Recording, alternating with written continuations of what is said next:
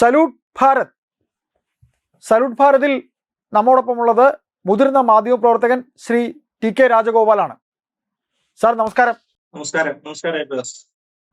Sir, നമ്മൾ ഈ കഴിഞ്ഞ 2 ദിവസമായി വളരെ ഞെട്ടലോടെ കേൾക്കുന്ന വാർത്തകളിലൊന്ന് ഈ ഓപ്പറേഷൻ തൂഫാന്റെ ആ കാര്യം ആ സംഗതി ഇങ്ങനെ നടന്നുകൊണ്ടിരിക്കുമ്പോൾ, ആ ഓപ്പറേഷൻ നടന്നുകൊണ്ടിരിക്കുമ്പോൾ പോലീസ് വലയിൽ ആകുന്നതിൽ MDMA കച്ചവടം ചെയ്തത് അധ്യാപികയാണ്. MDMAയുടെ കണ്ണികളിൽ, ആ ലഹരി കച്ചവടത്തിന്റെ കണ്ണികളിൽ ഒരു അധ്യാപികയുണ്ട്. ആ അധ്യാപിക ഈ വിദ്യാർത്ഥികൾക്കൊപ്പം ലഹരി വിരുദ്ധ പ്രവർത്തനങ്ങളിലും അവരുടെ ആ പരിപാടിയിൽ സൂംബ ഡാൻസിലൊക്കെ പങ്കെടുത്ത ഒരു അധ്യാപികയാണ്. സാർ, ഇതൊക്കെ കേൾക്കുമ്പോൾ ശരിക്കും ഞെട്ടലോടെയാണ് നമ്മൾ ഈ വാർത്തകൾ കേൾക്കുന്നത്. ഇപ്പം ഈ മണിക്കൂറുകളിലും കേൾക്കുന്നത് 3ാമത് ഒരു ടീച്ചർ കൂടി പിടിയിലാകുന്നു എന്നാണ്. സാർ, എന്താണ് സാർ നമ്മുടെ ഭരണവ്യവസ്ഥയ്ക്ക് കഴിഞ്ഞ നാളുകളിൽ ഇവിടെ സംഭവിച്ചത്? നമ്മൾ എങ്ങോട്ടാണ് ഈ പൊയ്ക്കൊണ്ടിരുന്നത്? എന്തെങ്കിലും ഒരു അറുതി ഉണ്ടാകുമോ? എന്ത് തോന്നുന്നു? ഈ ടീച്ചേഴ്സിനെ തന്നെ പിടിക്കുമ്പോൾ എന്ത് തോന്നുന്നു? ലഹരി മാഫിയയുടെ കരങ്ങളിലേക്ക് കുട്ടികൾക്ക് അറിവ് പകർന്ന് നൽകേണ്ടവരാണ് അധ്യാപകർ എന്നാണ്. എന്ത് തോന്നുന്നു സാർ? അവസാനം പറഞ്ഞതാണ് ശരി. അതായത് കുട്ടികൾക്ക് അറിവ് പറഞ്ഞു കൊടുക്കേണ്ടവര്, സമൂഹത്തിന് മാതൃകയാക്കേണ്ടവര്, അല്ലെ, മാതൃകയായി പ്രവർത്തിക്കേണ്ടവരാണ്. കുട്ടികളെ നല്ല രീതിയിൽ വിദ്യാഭ്യാസവും മറ്റു തരത്തിലുള്ള പരിശീലനങ്ങളും നൽകി സമൂഹത്തിന് മാതൃകയാക്കി കുഞ്ഞുങ്ങളെ, രാജ്യത്തിന്റെ ഭാവി വാഗ്ദാനങ്ങളെ വാർത്തെടുക്കുന്നവരെന്നൊക്കെ ആയിരുന്നു നമ്മൾ പണ്ട് നമ്മളുടെയൊക്കെ ഒരു തലമുറ പഠിച്ചതും, അല്ലെങ്കിൽ അടുത്ത സമയം വരെ ഉണ്ടായിരുന്നതാണ്. പക്ഷെ അവര് തന്നെയാണ് അതിന് മാതൃകയാകേണ്ട ആളുകൾ. അവർ തന്നെയാണ് ഇത്തരത്തിലുള്ള ലഹരി പാർട്ടികളിലും ലഹരി കച്ചവടത്തിലും ഒന്നാമതായിട്ട് നിൽക്കുന്നു എന്നാണ് വരുന്നത്, അല്ലെ? അവരുടെ ഇപ്പൊ 3 പേരാണ് അറസ്റ്റിലായി ഇരിക്കുന്നത്. 3 അധ്യാപകരാണ്. ഒരാളൊരു കായിക അധ്യാപികയാണ്, പിന്നെ BRC എന്ന് പറയുന്ന അധ്യാപക പരിശീലന കേന്ദ്രം. ഇപ്പൊ മലബാറിൽ നിന്നുള്ള റിപ്പോർട്ടുകളാണ് വന്നു തുടങ്ങിയിരിക്കുന്നത്. അവിടെ എന്ന് പറഞ്ഞാൽ അധ്യാപക പരിശീലന കേന്ദ്രങ്ങളാണ്. എല്ലാവർക്കും, അധ്യാപകർക്കടക്കം കുട്ടികൾക്ക് സ്കൂളുകളിലും അവിടെ ചെന്ന് പരിശീലനം കൊടുക്കേണ്ട അധ്യാപകരാണ്. അവരാണ് MDMA ആണ് ബിസിനസ്. നോക്കുക, കഴിഞ്ഞ ദിവസം അറസ്റ്റ് ചെയ്യപ്പെട്ട ഒരു അധ്യാപികയെ കുറിച്ചുള്ള റിപ്പോർട്ട് വന്ന് നമ്മൾ കണ്ടില്ലേ? അവര് പറയുന്നത് അവര് സ്ഥിരമായിട്ട് മിക്കവാറും ബാംഗ്ലൂരിലേക്ക് യാത്രയാണെന്നാണ് പറയുന്നത്. നമ്മുടെ സർക്കാരിന്റെ ശമ്പളം വാങ്ങിച്ചുകൊണ്ട് BRC സെന്ററുകളിൽ ജോലി ചെയ്തുകൊണ്ടിരുന്ന അധ്യാപിക സ്ഥിരമായിട്ട് നിരന്തരം ബാംഗ്ലൂർ യാത്രയാണ്. ചോദിക്കുന്ന സമയത്ത് പറയുന്നത് എന്റെ ബന്ധുക്കളുണ്ട്, അവരെ കാണാൻ പോകുന്നതാണ് എന്നൊക്കെയാണ് ഒഴിവ് പറഞ്ഞുകൊണ്ടിരുന്നത്. അപ്പൊ അവിടെ നിന്ന്, ബാംഗ്ലൂരാണ് ഇതിന്റെ ഒരു തലസ്ഥാനം നമുക്കറിയാമല്ലോ, ബാംഗ്ലൂരിൽ നിന്നാണ് MDMA എന്ന് പറയുന്ന ഈ രാസലഹരി വരുന്നത് എന്നുള്ളത് എല്ലാവർക്കും അറിയാം. അതിന് വലിയ വിലയുമാണ്. അപ്പൊ ഓരോ തവണ ഇതിന് ചെറിയ അംശത്തിന് പോലും വലിയ വിലയുണ്ട്. ഇതിന് വലിയ 1000-ങ്ങളും 10,000-ങ്ങളും വിലയുള്ള ലഹരിയാണിത്. സർവ്വസാധാരണമാണിത്. MDMA എന്ന് പറഞ്ഞാൽ കഞ്ചാവിനെക്കാളും എത്രയോ വീര്യം കൂടിയതാണ്, എത്രയും വില കൂടിയതുമാണ്. അപ്പൊ അങ്ങനെയൊക്കെയുള്ള വസ്തുക്കളാണ് ഈ അധ്യാപികൾ. മുമ്പേ സൂചിപ്പിച്ചതും ശരിയാണ്. ഇപ്പോൾ കേൾക്കുന്ന നമ്മൾ വാർത്ത എന്ന് പറയുന്നത് 3ാമതൊരു അധ്യാപികയെ കൂടെ പിടിച്ചെന്നുള്ളതാണ്. ഇത് 3-ലും 30-ലും ഒന്നും നിൽക്കുന്ന രീതിയിലല്ല പോകുന്നത്. കാരണം എന്ന് പറഞ്ഞാൽ സ്ത്രീകളെ ഈ വലയിലാക്കുന്നത് അത് 1-2 പുരുഷന്മാരും ഇവരുടെ ഏജന്റുമാരുടെ കണ്ണികളുമായിട്ട് ബന്ധപ്പെട്ടുള്ള അന്വേഷണങ്ങൾ പോലീസ് നടത്തുന്നതേ ഉള്ളൂ. അതിന്റെ ഒരു ഫൈനൽ രൂപം വന്നാൽ അറിയാം ഏതൊക്കെ ജില്ലകളിൽ ഏതൊക്കെ ആളുകൾ ഇതിനകത്ത് ഉൾപ്പെട്ടിട്ടുണ്ടെന്നുള്ളത്. സ്ത്രീകളെ വലയിലാക്കുക എന്ന് പറഞ്ഞാൽ വളരെ എളുപ്പമാണ്. അവരെ സംബന്ധിച്ചിടത്തോളം ചെറിയ ശമ്പളത്തിലൊക്കെ ജോലി, BRC സെന്ററുകളിൽ എന്ന് പറഞ്ഞാൽ പ്രൊട്ടക്ഷൻ ആനുകൂല്യം ഇല്ലാത്ത ചില അധ്യാപകന്മാരൊക്കെ വരുന്നതാണ്. അവർക്കൊക്കെ മിനിമം ശമ്പളമാണുള്ളത്. പക്ഷേ ഇങ്ങനെ ഈ ആഡംബരങ്ങളിൽ മതിഭ്രമിച്ച് നടക്കുന്ന കുറച്ച് ആളുകളുണ്ട്. അവർക്ക് വലിയ സുഖ സൗകര്യങ്ങളോട് കൂടിയുള്ള ജീവിതം, അതേപോലെ തന്നെ 1 ലക്ഷം 1.5 ലക്ഷം രൂപ വരെയുള്ള മൊബൈൽ ഫോണുകൾ കൊടുക്കുക, വീട്ടിൽ ഒരു സ്കൂട്ടർ പോലും ഇല്ലാത്ത വീടുകളിലേക്കൊക്കെ ആഡംബര വാഹനങ്ങളും കാറുകളും ഒക്കെ എത്തുക. ഇതൊക്കെ വരുന്ന സമയത്ത് ഇതിൽ ഭ്രമിച്ചു പോകുന്ന ആളുകൾ. അതുകൊണ്ടാണ് ഇവരെ വശത്താക്കാൻ വളരെ എളുപ്പമാണെന്ന് പറയുന്നത്. ഇത് സ്ത്രീകളെ വശത്താക്കാൻ എളുപ്പമാണ്. അതേപോലെ തന്നെയാണ് കുട്ടികളെ, ചെറുപ്പക്കാരായ കുട്ടികളെ അത് തന്നെയാണ്. ബൈക്ക് വാങ്ങിച്ചു കൊടുക്കുക. അപ്പൊ അത് ഈ 1 ലക്ഷങ്ങൾ വിലയുള്ള ബൈക്കുകളാണല്ലോ.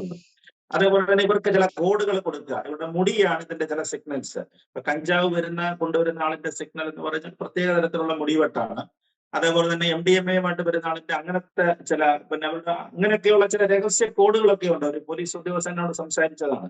ഇതിന്റെ ഏത് കാരിയറാണെന്ന് നമുക്ക് അറിയാൻ പറ്റും. അതുപോലെ തന്നെ ഇവർ പരസ്പരം തിരിച്ചറിയുന്നതിനും ചില കോഡുകളൊക്കെ ഉണ്ടായിരുന്നു. അപ്പൊ ഇത്തരത്തിൽ വ്യാപകമായിരുന്നു ഇത്. നമ്മളിപ്പോ പെരുമ്പാവൂരിലെയും പായിപ്പാട്ടയുമുള്ള അന്യസംസ്ഥാന തൊഴിലാളികളെ മാത്രമാണ് ഇതിനകത്ത് പിന്നെ ഈ കഞ്ചാവ് മറ്റേ ലഹരി വസ്തുക്കളുടെ വിൽപ്പനക്കാരെന്ന് പറഞ്ഞിട്ട് നമ്മൾ ബ്രാൻഡ് ചെയ്യപ്പെട്ടിരിക്കുന്നത്. ശരിയാണ്, പെരുമ്പാവൂർ ഇപ്പോഴും തീർന്നിട്ടില്ല. പക്ഷെ അത് കഞ്ചാവാണ്, അന്യ സംസ്ഥാനങ്ങളിൽ നിന്ന് കഞ്ചാവാണ്. അതിന് വലിയ വിലയില്ല. പക്ഷെ MDMA അങ്ങനെയല്ല, ഇതൊരു രാസലഹരിയാണ്, വലിയ വില വരുന്നതാണ്. അന്താരാഷ്ട്ര മാർക്കറ്റിലെ ലക്ഷങ്ങളും കോടികളും വില വരുന്ന രാസലഹരിയാണത്. അതിന്റെ ഏജന്റുമാരായിട്ടാണ് ഈ വനിതകൾ അധ്യാപകരെ ഇവർ പിടിച്ചിരിക്കുന്നത്. വ്യാപകമായ അന്വേഷണം വരും, തീർച്ചയായിട്ടും വ്യാപകമായ അന്വേഷണം വരും. ഇത് അവിടെ നിൽക്കത്തില്ല, ഈ വടക്കൻ ജില്ലകളിൽ മാത്രം ഒതുങ്ങി നിൽക്കുമെന്ന് എനിക്ക് തോന്നുന്നില്ല. എന്തായാലും നമ്മൾ ഇക്കാര്യത്തില് കേരളത്തിന്റെ നമ്മുടെ ഇപ്പോഴത്തെ ആഭ്യന്തരമന്ത്രിയെ ഏതാണ്ട് 2 മാസം കഴിയുന്നതേ ഉള്ളൂ ഭരണത്തിൽ കയറിയിട്ട് ശേഷം. അദ്ദേഹത്തിന്റെ ആദ്യത്തെ പ്രഖ്യാപനമായിരുന്നു ഓപ്പറേഷൻ തൂഫാൻ എന്ന് പറയുന്ന ഈ പ്രഖ്യാപനം. അന്ന് ഈ പറഞ്ഞതുപോലെ അദ്ദേഹം ഒരു പ്രഖ്യാപനം നടത്തിയ സമയത്ത് എന്താണ് ഇതിന്റെ ഒരു നമ്മുടെ ഈ സമൂഹത്തിൽ ഉണ്ടായിരിക്കുന്ന ഇതിന്റെ ഒരു ഇമ്പാക്ട് എന്താണെന്നുള്ളതിനെ കുറിച്ച് എല്ലാവർക്കും വലിയ ബോധ്യം ഉണ്ടായിരുന്നില്ല. പക്ഷെ ഇപ്പൊ സമൂഹത്തിന് ആകെ ബോധ്യമായിരിക്കുന്നു. നമ്മുടെ സർക്കാർ ആദ്യം ചെയ്യേണ്ടിയിരുന്നത് ഇത് തന്നെയാണ്. ഏറ്റവും കൂടുതൽ ജനസമ്മതി നേടിക്കൊണ്ടിരിക്കുന്ന ഒരു സർക്കാരിന്റെ പ്രോഗ്രാമാണ് അത്. രമേശ് ചെന്നിത്തല അങ്ങേയറ്റത്തെ അഭിനന്ദനം അർഹിക്കുന്നതായ പ്രവർത്തികളുമാണ് ചെയ്തുകൊണ്ടിരിക്കുന്നത്. അപ്പൊ ഇതിൽ നിന്ന് നമ്മൾ മനസ്സിലാക്കേണ്ട ഒരു കാര്യം എന്ന് പറഞ്ഞാൽ അതാണ്, നേരത്തെ തന്നെ അയ്യപ്പദാസ് സൂചിപ്പിച്ചിരുന്നല്ലോ, എന്തുകൊണ്ട് ഇവർ തഴച്ചു വളർന്നു. കഴിഞ്ഞ 10 വർഷം അവിടെ ഭരണാധികാരികൾ ഇല്ലായിരുന്നു, ഇവിടെ പോലീസ് ഇല്ലായിരുന്നു, അതിലെ സംവിധാനങ്ങളില്ലായിരുന്നു, ഇവരെ മോണിറ്റർ ചെയ്യാനുള്ള സംവിധാനങ്ങൾ ഇല്ലായിരുന്നു. എന്തുകൊണ്ടാണ് ഇത് തഴച്ചു വളർന്നത്? ഒരു പക്ഷെങ്കിൽ അല്ല, തീർച്ചയായിട്ടും അത് തന്നെയാണ്. ആരൊക്കെയോ കണ്ണടച്ചു കൊടുക്കുകയാണ്, അധികാരി വർഗങ്ങൾ എല്ലാവരും കണ്ണടച്ചു കൊടുക്കുകയാണ്. ഇത് ചെറുക്കേണ്ട രാഷ്ട്രീയ പാർട്ടികൾ, വിപ്ലവ പാർട്ടികളുണ്ടല്ലോ കേരളത്തില്, ധാരാളം വിപ്ലവ പാർട്ടിയുണ്ട്, അവർക്കൊന്നും ഒരു കുറവുമില്ല. അവരൊക്കെ ജന്തർ മന്ദറിൽ സമരം ചെയ്യുന്നതിനായിട്ട് മോദിക്ക് എതിരെ മുദ്രാവാക്യം വിളിക്കുന്നതിനോട്ടൊക്കെ പോകുന്നുണ്ടായിരുന്നു. പക്ഷെ കൺമുമ്പിൽ നടന്നതിനൊന്നും അവരെ തടയാനായിട്ടോ അല്ലെങ്കിൽ അതിനെതിരെ പ്രക്ഷോഭം നയിക്കാനായിട്ടോ ലാത്തിച്ചാർജ് നേരിടാനായിട്ടോ ആരും പോയി കണ്ടിട്ടില്ല. പോയിട്ടില്ല എന്നുള്ളത് തന്നെയല്ല, ലഹരി പോകട്ടെ, നമ്മുടെ കൺമുമ്പിൽ നടന്ന ആശാസമരം ഇപ്പൊ LP UP സ്കൂളിലെ അധ്യാപകന്മാർ നടത്തുന്ന സമരം, മണ്ണ് വാരി തിന്നു, സെക്രട്ടേറിയറ്റിന് മുമ്പിൽ മണ്ണ് വാരി തിന്നുള്ള സമരം നടക്കുകയാണ്. അങ്ങോട്ടൊന്നും ആരും പോകുന്നില്ല, എല്ലാവരും ഡൽഹി ചെലവയാണ്. അവിടെ പോയി നിന്ന് അതിന്റെ ഒക്കെ മുമ്പിൽ ക്യാമറയുടെ മുമ്പിൽ 1-2 പടമൊക്കെ എടുത്തിട്ട് പോകുന്ന പരിപാടിയാണ് നടക്കുന്നത്. പക്ഷെ എന്തുകൊണ്ട് കേരളത്തിലെ വിപ്ലവ യുവജന സംഘടനകളൊന്നും ഇത് കണ്ടില്ല? ധാരാളം പേര് ക്യാമ്പസുകളിൽ പ്രവർത്തിക്കുന്നുണ്ടല്ലോ, എല്ലാ രാഷ്ട്രീയ പാർട്ടികളിലും പെട്ടവരുണ്ട്. നമ്മൾ ആരെയും ഇതിനകത്ത് മാറ്റി നിർത്തിയിട്ട് കാര്യമില്ല. ആരും കാണാഞ്ഞതാണോ, അതോ ഇവരിതിന് ഉടപിടിച്ചു കൊടുത്തതാണോ? ഇപ്പൊ പല കേസുകളിലും അറസ്റ്റ് ചെയ്തപ്പോ നമ്മൾ കണ്ടിട്ടുണ്ട്, രാഷ്ട്രീയ പാർട്ടികളുടെ വിദ്യാർത്ഥി യുവജന സംഘടനകളുടെ നേതാക്കന്മാര്, പ്രമുഖന്മാരായ ജില്ലാ തലത്തിലും അല്ലെങ്കിൽ താലൂക്ക് തലത്തിലുള്ള നേതാക്കന്മാരാണ് അറസ്റ്റിലായിരിക്കുന്നത്. അപ്പൊ വേലി തന്നെ വിളവ് തന്നെയായിരുന്നു അയ്യപ്പദാസെ, പിന്നെ പോലീസിന് എന്തിനാ നോക്കാൻ കാര്യം? ഭരണാധികാരി വർഗത്തിന്റെ ആളുകൾ തന്നെ ക്രിമിനൽസ് ആയിട്ട് മാറുന്നു. നമ്മുടെ അമ്പലപ്പുഴ MLA G സുധാകരൻ പറഞ്ഞില്ല, പൊളിറ്റിക്കൽ ക്രിമിനൽസ്. അതിന്റെ ഒരു വലിയ ഉപജാപക സംഘമാണ് ഈ പറയുന്നത് പോലെ കേരളത്തിൽ ഈ മാഫിയയെ നിയന്ത്രിക്കുന്നതെന്നുള്ളത് വളരെ സത്യസന്ധമായ പ്രസ്താവനയായിരുന്നില്ലേ? ഇപ്പൊ രമേശിന്റെ ഓപ്പറേഷൻ തൂഫാൻ നടക്കുന്ന സമയത്ത് ആദ്യം വലിയ പ്രതീക്ഷയൊന്നും ഇല്ലായിരുന്നു. കാരണം എന്ന് പറഞ്ഞാൽ സാധാരണ ഒരു പോലീസ് നടപടി എന്നുള്ളതാണ്. പക്ഷെ കേരളത്തിലെ ഏത് മാടക്കടയിൽ ചെന്ന് കഴിഞ്ഞാലും, ഏതൊരുത്തനെ സംശയാസ്പദമായിട്ട് പിടിച്ചു കഴിഞ്ഞാലും അവരുടെ എല്ലാം പോക്കറ്റിൽ നിന്ന് ഈ സാധനങ്ങൾ വരികയാണ്. അന്യസംസ്ഥാന തൊഴിലാളികൾ മാത്രമല്ല, അവർ നന്നായിട്ട് ഇതിനകത്തിലുണ്ട്, ഓപ്പറേറ്റ് ചെയ്യുന്നുണ്ട് ഇതിനകത്തില്. പക്ഷെ മത്സ്യ കച്ചവടക്കാരന് അതേപോലെ തന്നെ പച്ചക്കറി ലോറിയുടെ മറവില് അതിനകത്തിൽ കൊണ്ടുവരിക, ഈ സർവ്വം ആംബുലൻസിൽ വരെയാണ് ഇത് കടത്തുന്നത്. ആംബുലൻസ് എന്ന് പറഞ്ഞാൽ നമ്മുടെ ജീവൻ രക്ഷ അല്ലേ? നമ്മൾ പോലും ആളുകളെ വഴിയൊഴിഞ്ഞു കൊടുക്കണമെന്നുള്ള നെട്ടമാണ് അതിന് ആംബുലൻസിന്റെ വരവ്. അതിനകത്തിൽ പോലും കഞ്ചാവ് കടത്തുന്നതിനായിട്ട് ആംബുലൻസ് സംവിധാനങ്ങൾ വരെ ഉപയോഗിച്ചിരിക്കുകയാണ്. എന്തോ ഒരു ഭീകരമായ അവസ്ഥ. ഇതൊന്നും ആരും കണ്ടില്ലേ? അതോ കാണാനുള്ള നേരമില്ലായിരുന്നോ? നമ്മുടെ കേരള സംസ്ഥാനം തൊട്ട് മുമ്പ് ഭരിച്ച രണ്ട് തുടർച്ചയായ സർക്കാർ തന്നെയായിരുന്നു അത്. അവർക്ക് തോന്നുന്നത് അവരുടെ കൺമുമ്പിൽ കൂടെ തന്നെയല്ലേ ഇതെല്ലാം നടന്നു പോയത്.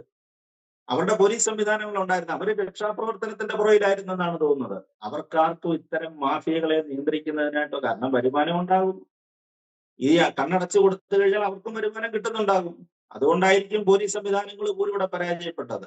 അപ്പൊ നമ്മൾ ഇതിന് മനസ്സിലാക്കേണ്ട ഒരു വലിയ കാര്യം എന്ന് പറഞ്ഞാല്, ഒരു പക്ഷെങ്കിൽ ഈ ഭരണം മാറിയില്ലായിരുന്നുവെങ്കിൽ ഈ 10 വർഷത്തിന് ശേഷം ഭരണമാറ്റം സംഭവിച്ചില്ലായിരുന്നുവെങ്കിൽ രമേശ് ചെന്നിത്തല എന്ന് പറയുന്ന ആഭ്യന്തരമന്ത്രി ഓപ്പറേഷൻ തൂഫാൻ എന്ന് പറയുന്ന ഒരു വലിയ പദ്ധതി പ്രഖ്യാപിച്ചില്ലായിരുന്നു എങ്കിൽ കേരളം അടുത്ത 5 വർഷത്തിനകം എന്തായി തീരുമായിരുന്നു?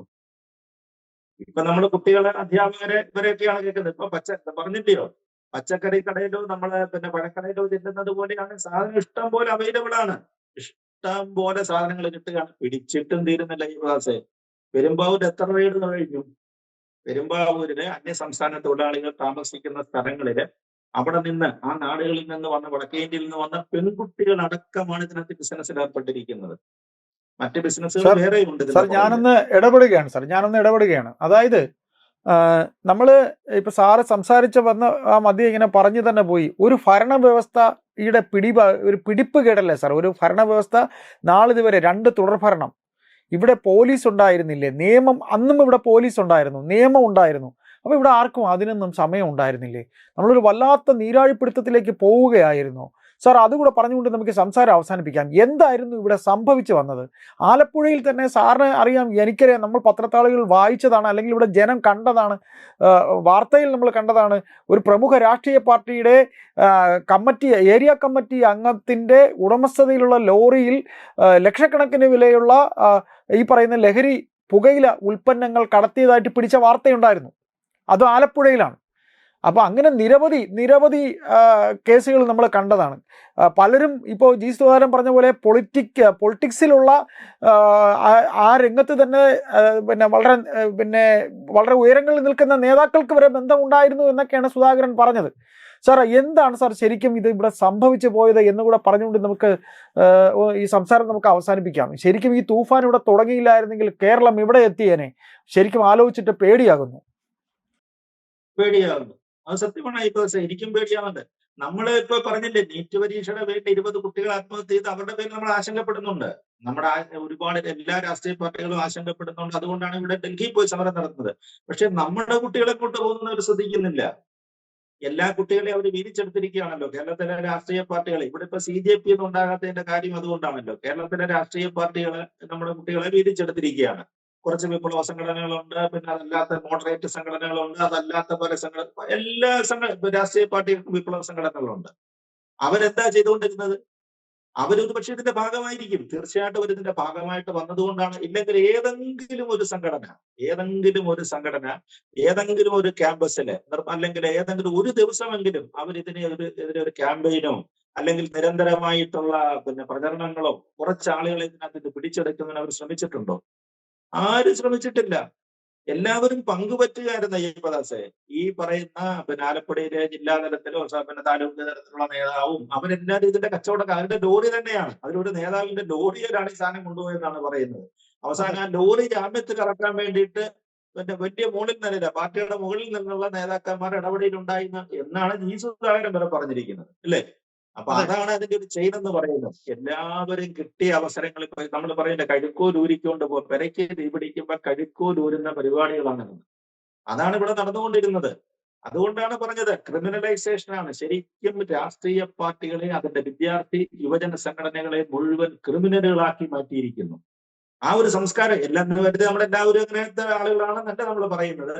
പക്ഷേ ഇതിനകത്ത് സംഭവിച്ചത് അതാണ് നമ്മുടെ മുമ്പിൽ വരുന്ന നേർചിത്രം. കഴിഞ്ഞ 2 മാസം കൊണ്ട് ഈ ഓപ്പറേഷൻ തൂഫാൻ നമ്മളെ കാണിക്കുന്നത്, നമ്മളെ പഠിപ്പിക്കുന്നത് അത് തന്നെയാണ്. ഈ കഴിഞ്ഞ 10 വർഷത്തെ ഭരണത്തിനിടയിൽ കേരളത്തിലെ ഓരോ മുക്കിനും മൂലയിലും, നമ്മുടെ ഗ്രാമപ്രദേശങ്ങളിലും, നമ്മുടെ വിദ്യാലയങ്ങളിലും 10 പേര് കൂടുന്നിടത്തും, അതേപോലെ തന്നെ ഹോട്ടൽസില് DJ പാർട്ടികൾ എന്നൊക്കെ പറഞ്ഞിട്ടുള്ള എന്തെല്ലാം ആഭാസത്തരങ്ങളാണ് നടന്നുകൊണ്ടിരുന്നത്, അല്ലേ? അതെല്ലാം സെലിബ്രിറ്റികളാണ്. സെലിബ്രിറ്റികൾക്ക് എത്തിക്കുന്ന സാധനങ്ങൾ ഈ രാസലഹരികളാണല്ലോ അവർക്ക് വേണ്ടത്. കാരണം പൈസ കൊടുക്കാനുള്ള കഴിവ് അവർക്കുണ്ട്. സാർ, ഏതായാലും നമുക്ക് നമ്മുടെ ഈ സംസാരത്തിന്റെ ഒടുവിൽ സാറിന് തോന്നുന്നത് ഈ അധ്യാപകര് തന്നെ ഇതിൽ വിദ്യാർത്ഥികൾക്ക് നൽകുന്ന രീതിയിൽ എത്തപ്പെട്ടു എന്നുണ്ടെങ്കിൽ ഇനി എന്തൊക്കെ കേട്ടുകൊണ്ട് നമുക്ക് ഇനി എന്തെല്ലാം വാർത്തകൾ നമുക്ക് കേൾക്കേണ്ടി വരും, എന്തായിത്തീരും ഈ അന്വേഷണത്തിന്റെ അവസാന ഘട്ടങ്ങളിൽ എന്നൊക്കെ സാറിന് അതൊന്നുകൂടി ചുരുക്കി പറയാമോ സാർ? അധ്യാപകരാണ്, നമുക്ക് ശരിക്കും ഞെട്ടലുണ്ടാകുന്നുണ്ട്. ഇതൊക്കെ എന്താ സംഭവിക്കുന്നത്, ഒന്ന് ചുരുക്കി പറയാമോ സാർ? കുട്ടികൾ വരുന്നു, കുട്ടികളെ പോട്ട് വഴിതെറ്റിക്കുന്ന പറയാം. ഈ അധ്യാപികമാരെ, ശമ്പളം മേടിക്കുന്ന പ്രായപൂർത്തിയായ ആളുകള്, അവര് പ്രത്യേകിച്ച് സ്ത്രീകള് സ്ത്രീകളുടെ കാര്യത്തിലാണ് നമുക്ക് ഏറ്റവും വലിയ പ്രശ്നം എന്ന് പറയുന്നത്. അവരൊക്കെ ഇതിന് കൂട്ടു നിൽക്കുക എന്ന് പറഞ്ഞു കഴിഞ്ഞാൽ ഒരു അവസ്ഥ എന്താണെന്ന് ആലോചിച്ച് നോക്കി. അതാണ് നമ്മൾ ഇതിനെ ഗൗരവമായിട്ട് കാണുന്നതെന്ന് പറയുന്നത്. സ്ത്രീകൾ കൂട്ടു നിൽക്കുന്നു. അപ്പൊ അതുകൊണ്ടാണ് പറഞ്ഞത് ഇത് ഇവിടെ നിൽക്കത്തില്ല. അപ്പൊ ഈ കണ്ണി വലിയ വിപുലമായ കണ്ണിയാണ്. വലിയ വിപുലമായ വലിയ വ്യാപ്തിയുള്ള ഒരു കണ്ണിയാണ് ഇതിനകത്ത് വന്നിരിക്കുന്നത്. തീർച്ചയായിട്ടും തുടർ നടപടികൾ ഉണ്ടാകും. ഒരു കാര്യത്തിന് എല്ലാ ജില്ലകളിലേക്ക് ഇത് വ്യാപിക്കുമെന്ന് തന്നെയാണ് എന്റെ ഒരു വിശ്വാസം. അപ്പോൾ ഏതായാലും ലഹരി വിരുദ്ധ പ്രവർത്തനങ്ങളിൽ സർക്കാർ ഓപ്പറേഷൻ തൂഫാനിലൂടെ മുന്നേറുമ്പോൾ ഇനിയും നമ്മൾ ഏതെല്ലാം വാർത്തകൾ കേട്ട് ഞെട്ടേണ്ടി വരും എന്നുള്ള കാര്യം ഇനി അങ്ങോട്ടുള്ള ദിവസങ്ങൾ നമുക്കറിയാം. ഏതായാലും നമുക്ക് കാത്തിരിക്കാം എന്താകും, എവിടം വരെയാകും ഈ അന്വേഷണങ്ങൾ എന്നത്. വിഷയത്തിൽ പ്രതികരിച്ചതിൽ നന്ദി. Thank you sir.